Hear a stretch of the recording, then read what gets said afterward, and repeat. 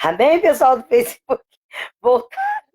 Glória a Deus. Viu? Tive que refazer de novo, voltar, porque parou. Vai ser em partes. Mas amém, né? Depois vocês vão acompanhar pelo YouTube. Eu vou estar juntando aí tudo junto. E aí assiste no canal Orar Sem Cessar, tá?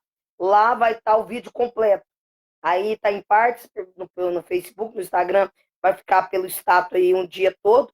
Mas aí vocês correm lá no canal Orar Sem Cessar, no YouTube, Adriana Power, que vocês vão assistir o vídeo todo, tá bom? Fica melhor assim, ó, avisando, que aí se cair de novo, vocês já sabem. Podem voltar mais tarde aí, amém? Só não deixam de ouvir a palavra do Senhor, que é viva e eficaz. Então vamos lá. Então é Bozara, né? Que Bozara foi capitão do povo de Edom, e cujo rei foi Jobabe.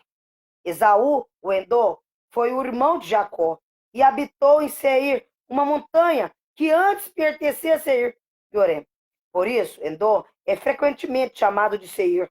Ismael, filho de Abraão, Agar teve 12 filhos, e uma filha chamada Maalat, o que se casou com Esaú. Nebaiaote, o primogênito de Esaú, foi o ancestral de uma tribo árabe que posteriormente deu origem a Nabateus. Nebaiote significa frutificação.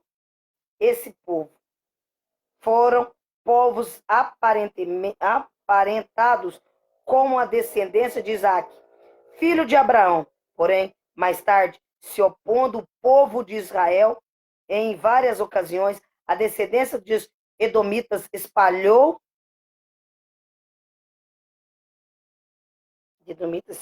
só um pouquinho, querido, que eu perdi. Tá?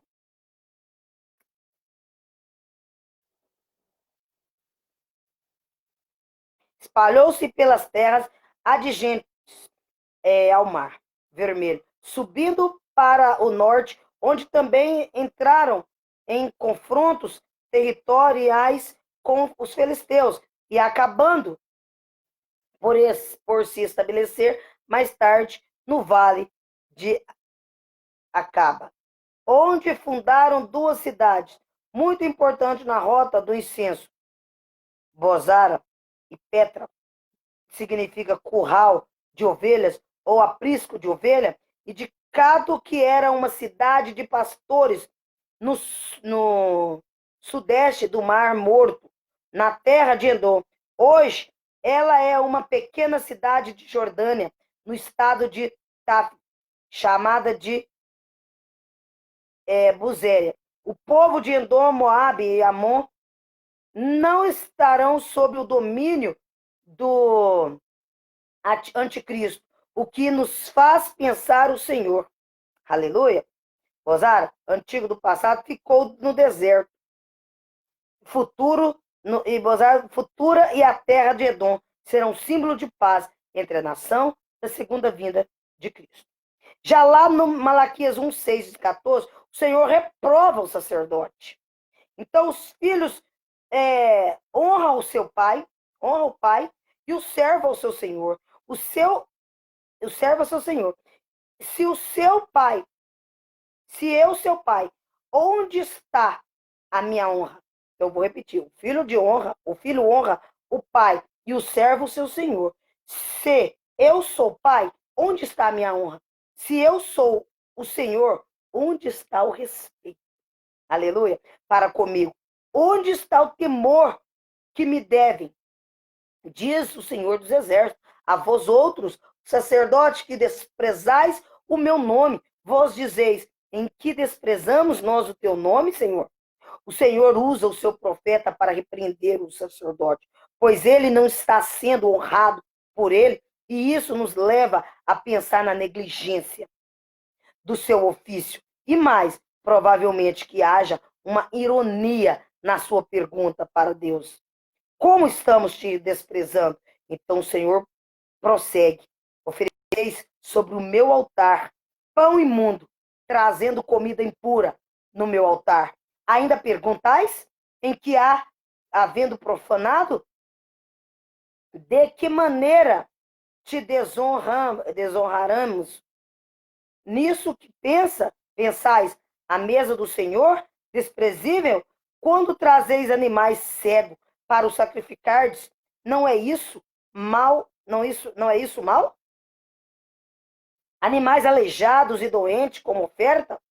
Apresenta o teu governo, tente oferecê-lo de presente ao governo. Acaso terá ele agrado de ti e te fará favores? Diz o Senhor dos Exércitos. Quando o Senhor diz: ofereceis sobre o meu altar pão imundo, trazendo comida impura ao meu altar, ele estava falando em relação aos animais que eram sacrificados no altar de holocausto. Isso profanava seu nome e o altar. Por isso, ele disse que era seguida. Em seguida, a mesa do Senhor é desprezível. Quando trazeis animais cegos para sacrificar, não é isso mal? E quando trazeis o coxo ou enfermo, não é isso mal? Em Deuteronômio, capítulo 15, versículo 19 ao 21, a lei acerca dos primogênitos de gado estava estabelecido o tipo de animais para sacrifício. Lá já em Deuteronômio já ensinava isso. E ainda ele diz: todo primogênito que nascer do teu povo, do teu gado, ou de tuas ovelhas, macho, consagrarás ao Senhor teu Deus com o primogênito, o teu gado. Não trabalharás, nem tosquearás o primogênito das tuas ovelhas, nem comê-los perante o Senhor, tu e tua casa, de ano em ano, no lugar que o Senhor escolher. Porém, havendo nele algum defeito, se for coxo ou cego, ou tiver outro defeito grave, não sacrificarás ao Senhor teu Deus. Em Levítico, diz isso, capítulo 22, versículo do 1 ao 16. A lei acerca de comer coisas santas, a Bíblia fala que todo sacerdote que estivesse cerimonialmente imundo não poderia comer das coisas sagradas que o povo dedicava a Deus, tampouco fazer sacrifício diante do Senhor.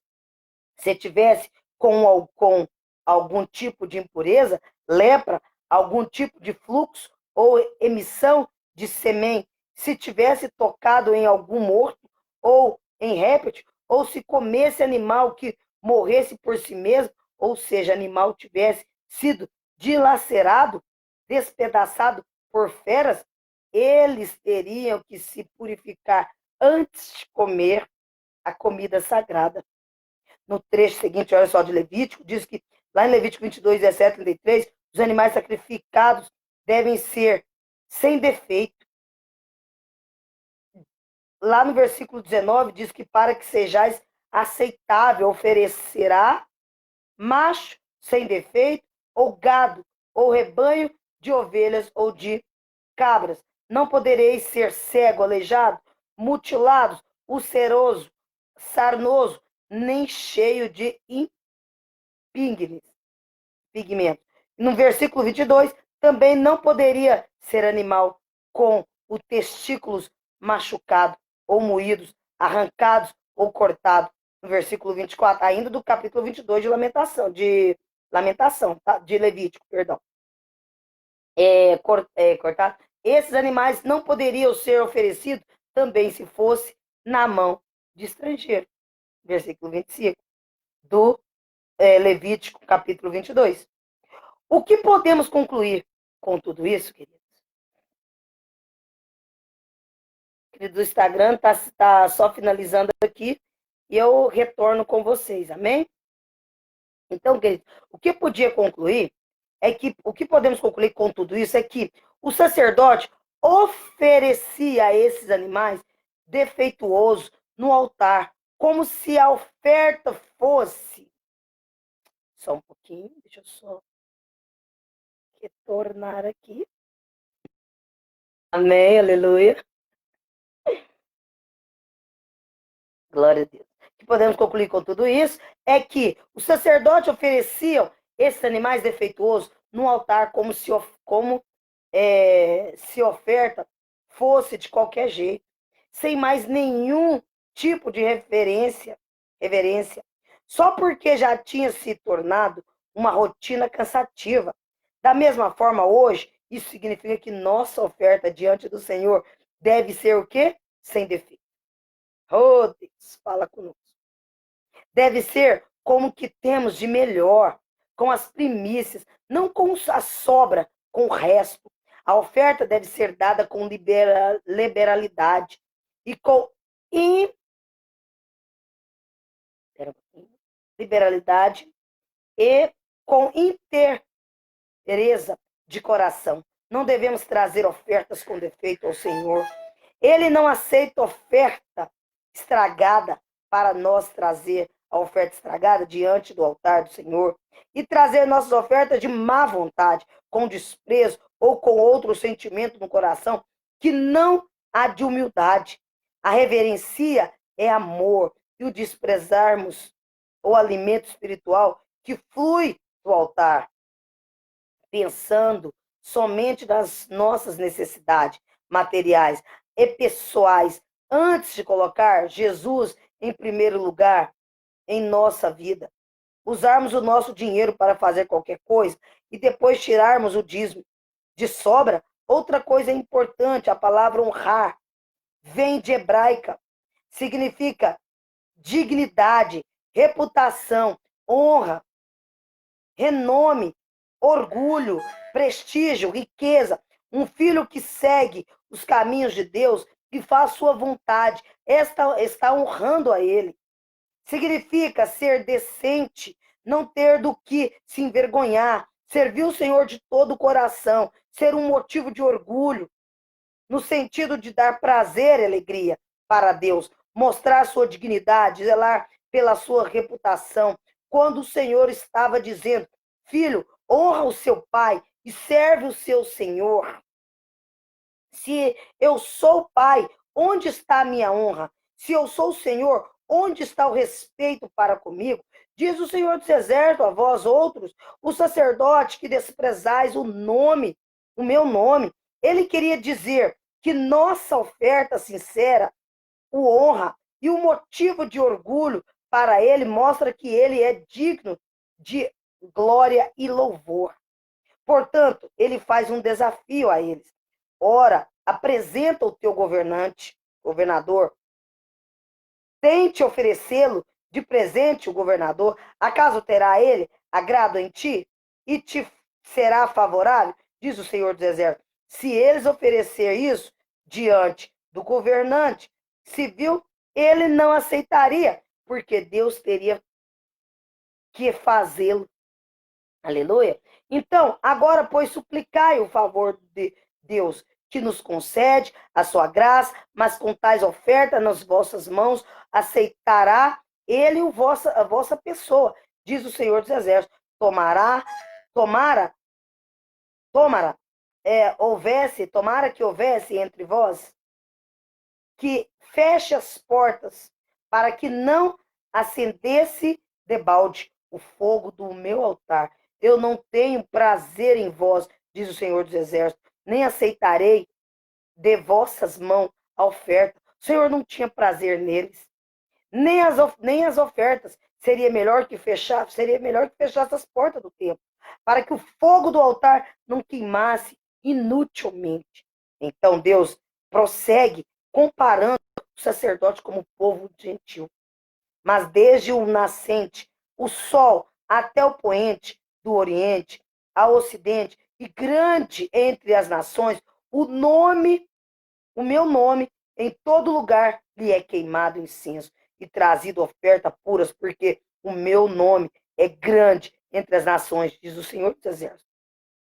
Grande será o meu nome, entre as nações, e em todas as partes incenso será queimado, e ofertas puras serão trazidas ao meu nome, porque o meu nome será grande entre as nações. Isso pode significar que, naquele momento, muitos gentios temiam a Deus de Israel, o reverenciavam mais do que os próprios judeus. Mas provavelmente é uma profecia em relação aos tempos do Evangelho, quando os gentios convertidos abandonariam seus altares de idolatria e agradeceriam o nome do Senhor e trariam suas ofertas ao templo em Jerusalém. Mais do que isso, eles realizariam o culto espiritual a Deus através das suas ações santas. A Bíblia diz que O incenso é oração dos santos. O interessante que em Isaías 17, 1 ao 14, quando o profeta escreve sobre o juízo de Deus sobre Efraim e Damasco, profecia que foi cumprida pelos reis da Assíria, ele fala também sobre um remanescente, aleluia, que se arrependerá e se voltará para Deus. Em Isaías capítulo 17, versículo 7 ao 8. E está escrito, naquele dia, olhará o homem para o seu Criador, e os seus olhos atentarão para o santos de Israel, e não olhará para os altares, obras das suas mãos, nem atentará para o que fizeram os seus dedos, nem para os postos ídolos, nem para os altares do incenso, apesar da destruição de Samaria pelos assírios, haverá um remanescente de Efraim, que abandonará seus ídolos e se voltará para o Senhor. Assim, poderia acontecer, tanto com os gentios que fosse para Deus, naquela época, como nos tempos do Evangelho. Mas vós, os profanais, quando dizem a mesa do Senhor é imunda, e que nela se oferece isso, e a sua comida é desprezível, e diz ainda que canseira me desprezareis, e riem dela com desprezo. Diz o Senhor dos Exércitos, vós ofereceis dilacerado, e o coxo, o enfermo, animais roubados, aleijados e doentes, assim fazeis a oferta? Aceitarei eu isso da vossa mão, diz o Senhor?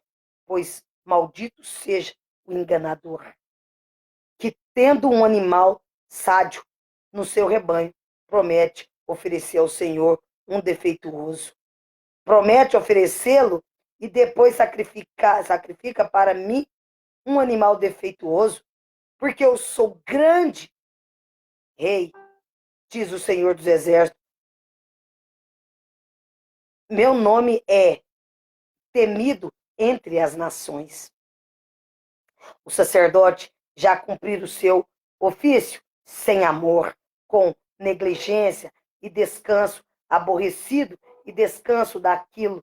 Pior do que isso, riam diante do Senhor e lhe ofereciam animais defeituosos. Deus não aceitava aquilo e os amaldiçoava por causa da sua mentira. Pensavam enganar a Deus, mas não conseguiam, pois ele sabia o que passava nos seus corações. Era uma oferta de qualidade inferior. Ele termina declarando o seu nome, que está acima de todos o nome, e temido entre as nações, porque eu sou grande rei, diz o Senhor dos Exércitos. O meu nome é terrível, é temido entre as nações. A mentira é uma afronta à soberania de Deus. Oh, Senhor, hein?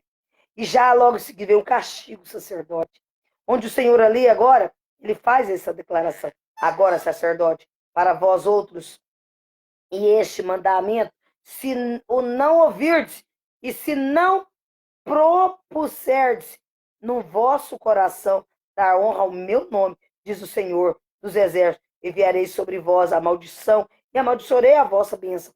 Já tenho amaldiçoado, porque vós não propôs isso no coração, porque vocês não me honram de coração. Eis que vos reprovarei, destruirei na septuaginta, cortarei, o removerei, e a descendência atirarei excremento ao vosso rosto, excremento dos vossos sacrifícios, para junto destes sereis levados. Esfregarei na cara de vocês os excrementos dos animais oferecidos em sacrifício às suas festas, e lançareis vocês fora com os excrementos. Então sabereis que eu vos enviei este mandamento para que a minha aliança continue com Levi fosse mantida, diz o Senhor dos Exércitos. Até aqui o Senhor mostra seu desprezo e diz que seria amaldiçoado se não mudasse e não honrasse como deveria fazer o sacerdote, para que toda a linhagem levítica não desaparecesse. Ele havia feito aliança com a tribo de Levi e prometido que jamais lhe faltaria um descendente como seu representante na classe sacerdotal. Mas estes sacerdotes poderiam até ser eliminados, para que os demais gerações não fossem contaminadas, nem envergonhadas pelas suas atitudes. Deus usa bem canais para mostrar o que poderia fazer com eles, para envergonhá-los e assim devorar a eles a sua sujeira. Esfregarei na cara de vocês o excremento dos animais oferecidos em sacrifício à sua festa e lançarei vocês fora com o excremento. Já mais adiante o Senhor diz assim, lá no capítulo 2, versículo 5 ao 7, ele diz que minha aliança com ele foi de vida e de paz. E ambas lhe dei, e eu, para que me temesse, com efeito, ele me temeu e tremeu, por causa do meu nome. A verdadeira instrução esteve na sua boca, e a injustiça, nenhuma falsidade. Não se achou nos seus lábios. Andou comigo em paz e em retidão, e da iniquidade apartou a muitos. Desviou muito do pecado, porque os lábios do sacerdote devem guardar o conhecimento, e da sua boca devem os homens procurar a instrução. Aleluia! E a instrução na lei, porque ele é mensageiro do Senhor dos Exércitos. O Senhor fala que a sua aliança com Levi foi de vida e de paz. Mas especificamente aqui se referido a Finéias, neto de Arão, que mostrou o seu zelo pelo Senhor. Quando Baal matou os israelitas, a sua mulher midianita, para extirpar a raiz de idolatria do acampamento de Israel, por isso Malaquias escreveu que o seu temor do Senhor, a verdadeira lei, esteve na sua boca, e a injustiça não se achou nos seus lábios. Andou com ele em paz e em retidão, e da iniquidade apartou a muitos. Ele era o exemplo de sacerdócio que Deus queria ver outra vez. No meio do seu povo, o verdadeiro sacerdócio é reafirmado aos lábios do sacerdote e devem passar o verdadeiro conhecimento e a instrução na lei, porque ele é mensageiro do Senhor dos Exércitos. Mas vós vos tendes desviado do caminho e por vossa instrução tendes feito tropeçar a muito. Pelo seu ensino causaram a queda de muita gente. Violastes a aliança de Levi, diz o Senhor dos Exércitos. Por isso também eu vos fiz e desprezeis indignos diante de todo o povo.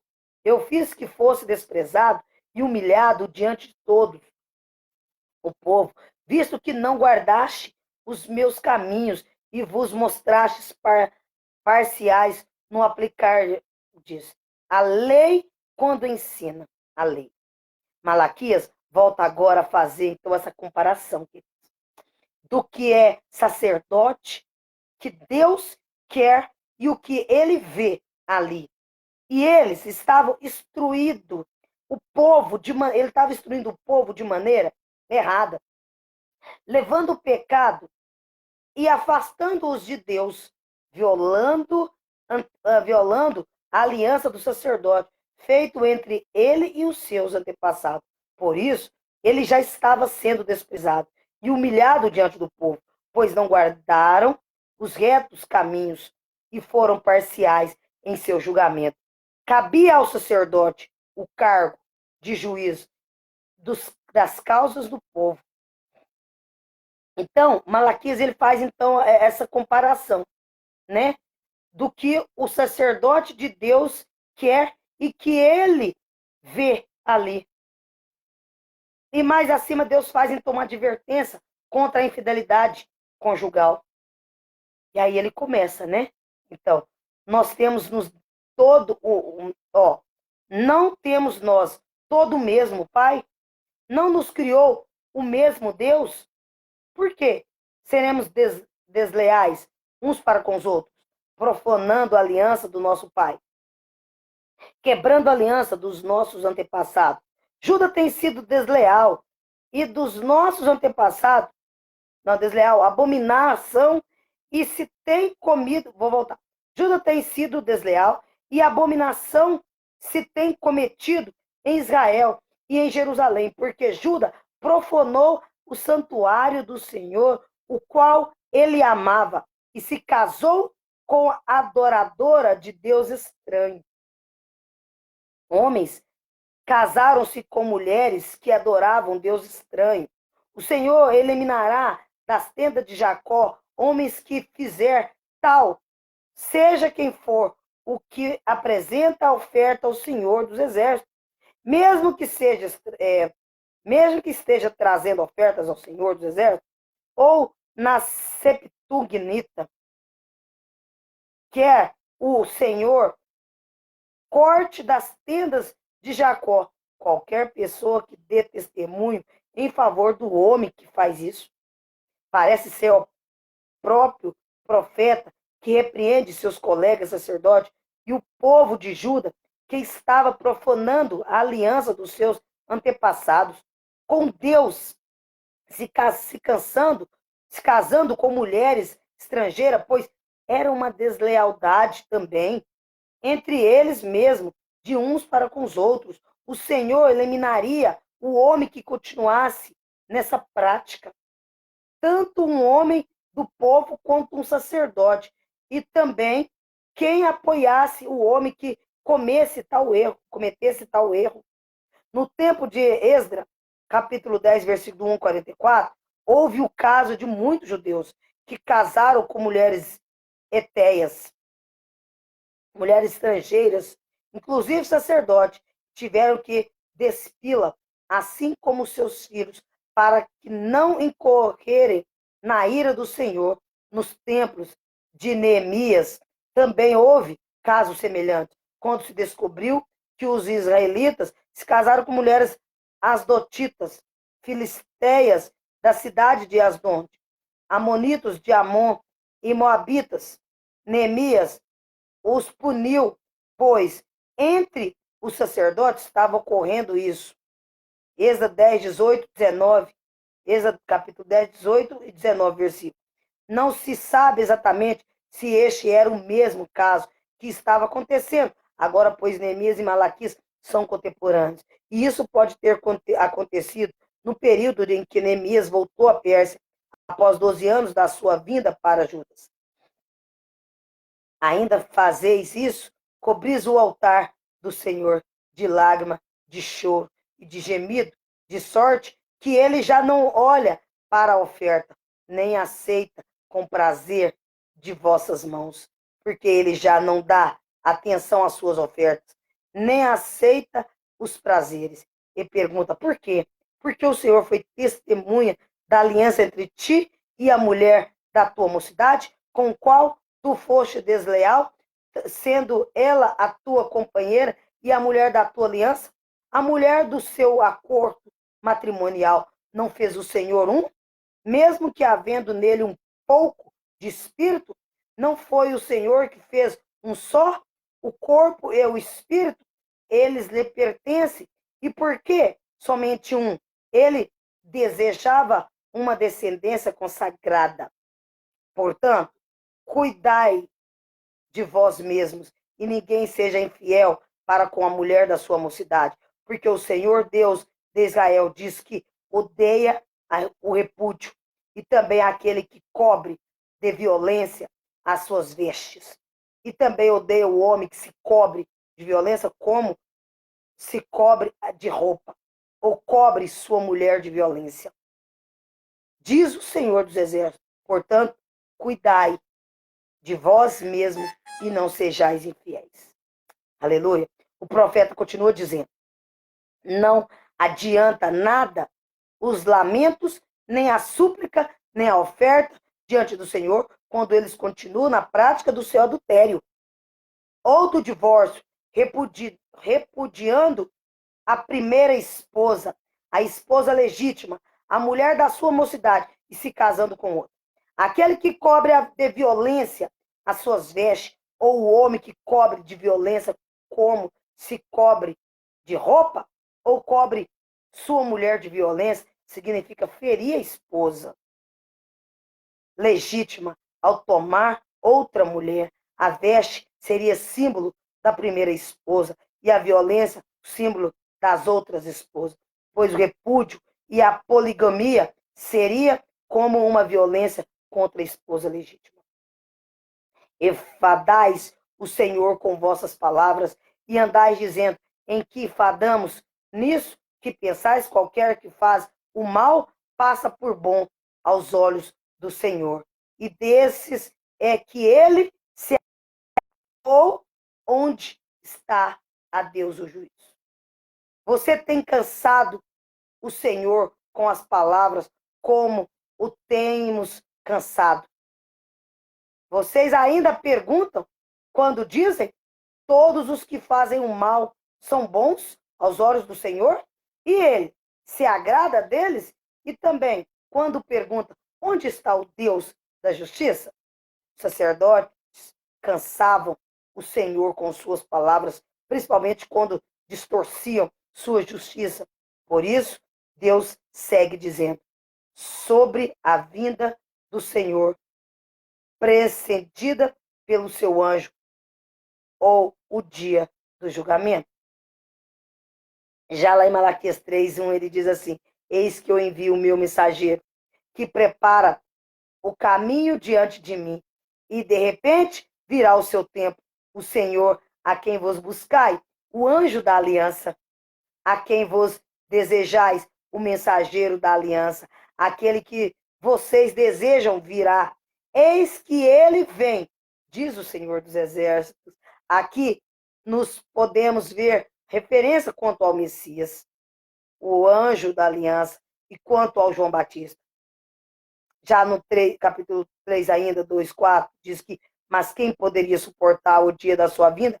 E existir quando ele aparecer, porque é como fogo do ourives e como potassa dos lavadeiros, o sabão da lavadeira do lavadeiro, sentar-se como derretedor, refinador e purificador da prata, purificar os filhos de Levi e os refinar como ouro e como prata, eles trarão ao Senhor justa ofertas, oferta com justiça. Então, a oferta de Judas é de Jerusalém, será agradável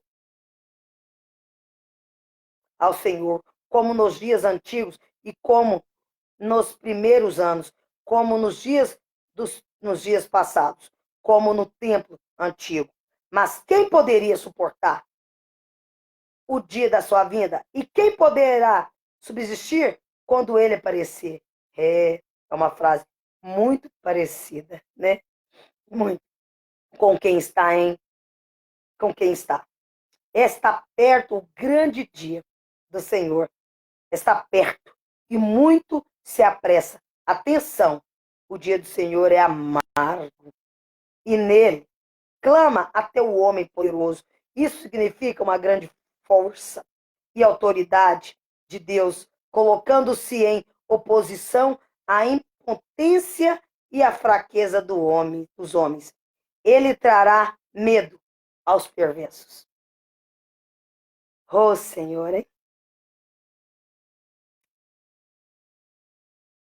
Sua santidade, o seu poder santificador, porque ele é como fogo do ourives e como potassa das lavadeiras, assentar-se-á como derretedor e purificador da prata, purificará os filhos de Levi e os refinará como ouro e como prata. Eles trará ao Senhor justa oferta, oferta de justiça. Seu processo de santidade com uma vida se assemelha à refinação de um metal nobre como o ouro ou prata. E era isso o que o profeta estava dizendo para o sacerdote. Os filhos de Levi, as escórias da sua alma seria removida no cantinho